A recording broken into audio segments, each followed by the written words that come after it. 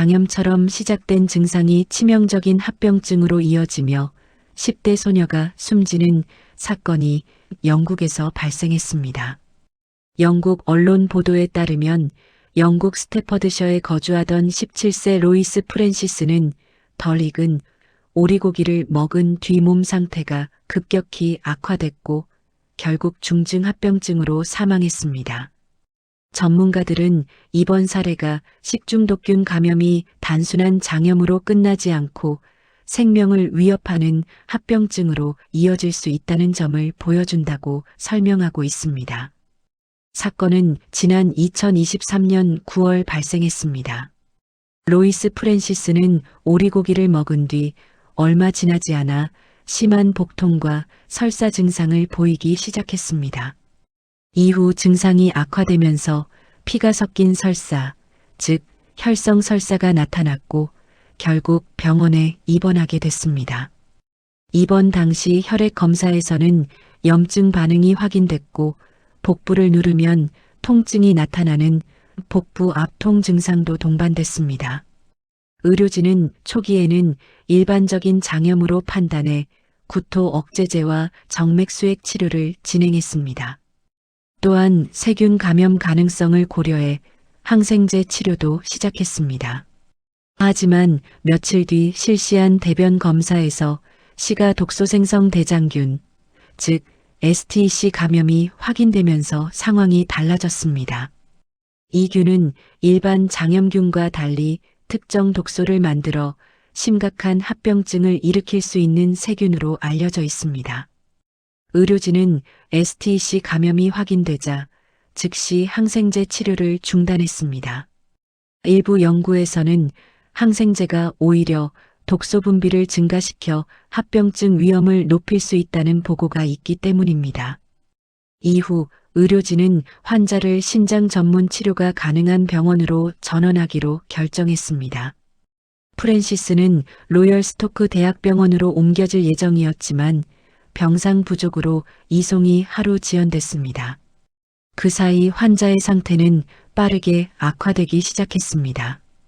의사소통이 어려워졌고 시야 이상 등 신경학적 증상도 나타났습니다. 의료진은 급히 혈액투석 치료를 시행했지만 상태는 호전되지 않았습니다. 이후 실시한 뇌 CT 검사에서 뇌부종이 확인됐습니다. 결국 프랜시스는 용혈성 요독 증후군, 즉 HUS로 인한 다발성 장기부전으로 사망했습니다. 사망 시점은 2023년 9월 29일로 알려졌습니다. 시가 독소 생성 대장균, 즉 STC는 주로 오염된 음식이나 물을 통해 감염되는 세균입니다. 대표적인 감염 경로는 충분히 익히지 않은 육류, 제대로 세척되지 않은 채소, 오염된 물 등입니다. 또 감염된 동물이나 그 분변에 오염된 환경에 접촉하거나 감염 환자와 접촉한 뒤 손 위생이 제대로 이뤄지지 않을 경우에도 전파될 수 있습니다. 세계보건기구에 따르면 STC 감염의 잠복기는 보통 3일에서 8일 정도입니다. 이 균은 매우 전염성이 강해 소량의 균만으로도 감염이 발생할 수 있는 것으로 알려져 있습니다. 감염되면 복통, 구토, 발열, 설사 등의 증상이 나타날 수 있습니다. 특히 피가 섞인 설사가 나타나는 경우가 많아 일반 장염과 구별되는 특징으로 꼽힙니다. 대부분의 환자는 약 10일 이내 회복됩니다. 하지만 일부 환자에서는 심각한 합병증이 발생할 수 있습니다. 대표적인 합병증이 바로 용혈성 요독 증후군 HUS입니다. 연구에 따르면 STC 감염 환자의 약 5%에서 15% 정도가 HUS로 진행하는 것으로 보고됩니다. 특히 5세 미만 어린이에서 발생 위험이 높은 것으로 알려져 있습니다.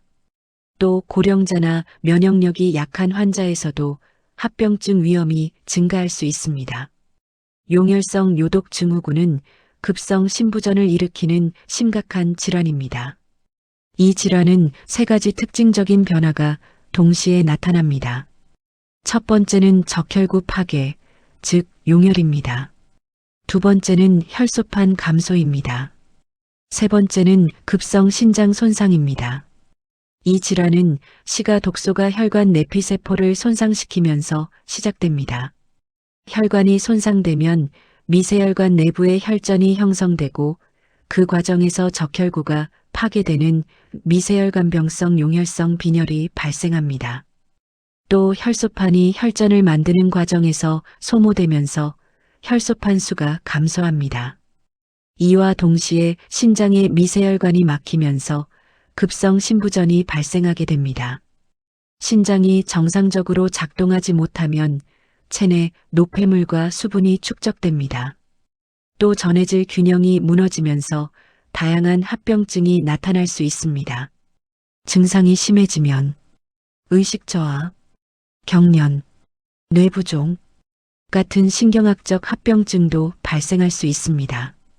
이러한 상태가 계속되면 결국 다발성 장기부전으로 이어질 수 있습니다. 이 질환은 과거 덜 익힌 햄버거 패티와 관련된 집단 감염 사건 이후 햄버거병이라는 이름으로도 알려지게 됐습니다.